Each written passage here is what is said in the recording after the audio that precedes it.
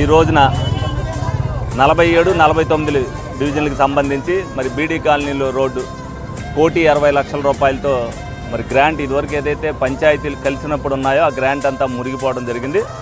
ఆ మురిగిపోయిన గ్రాంట్ని మరి ఏదైతే 6 నెలల పాటు తిరిగి మరి ఈ రోడ్డు చాలా అవసరం, ఆ గ్రాంట్ ఆ రోజున పంచాయతీ ఉన్నప్పటికీ కూడా గ్రాంట్ ఇవ్వాలని చెప్పాం.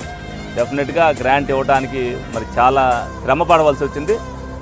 దీంతో పాటు అలాగే కొత్తూరు ఇంద్రం కాలనీకి కూడా వచ్చినాయి. ఈ 2 రోడ్లు కూడా ఏదైతే పంచాయతీరాజ్లో ఉన్నాయో ఆ పంచాయతీరాజ్ ద్వారా మరి తెప్పించడానికి మరి అధికారులు కానీ ప్రజానాయకులు కానీ కూడా అందరం కష్టపడ్డాం. ఏలూరు ప్రజలు అదృష్టవంతులనే చెప్పాలి.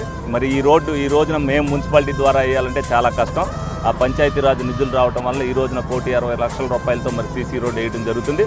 మరి ప్రజలందరూ కూడా ఇక్కడికి వచ్చిన వాళ్ళందరికీ ఆనందమే. కానీ ఈ రోడ్డు వేసేసిన తర్వాత ఇంకేంటంటే ప్రతి ఒక్కరికి కూడా ఎవరింటి ముందుకు వాళ్ళకి రోడ్డు కావాలని డ్రైన్ గత 6 సంవత్సరాల్లో వాళ్ళు ఏవి పని చేయకపోవడం వల్ల ప్రతి సందులో కూడా ఇబ్బంది ఉండడం జరిగింది.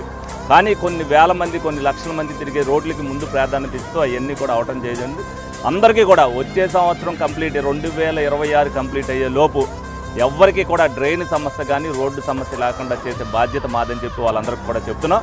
ఎందుకంటే ఎవరికాలు ఆదుర్దాగా ఉంటుంది మా రోడ్డు మర్చిపోయారేమో అని చెప్పి ఎవరు రోడ్డు మర్చిపోలేదు. పాదయాత్రలో అన్ని రోడ్లు కూడా చూడటం జరిగింది. ప్రతి డ్రైన్ కూడా రాబోయే రోజుల్లో ఉడాలో కూడా పెట్టి 5 కోట్ల రూపాయలతో మరి ఓన్లీ డ్రైన్స్కి దాంట్లో నుంచి పెడతాం కూడా జరిగింది.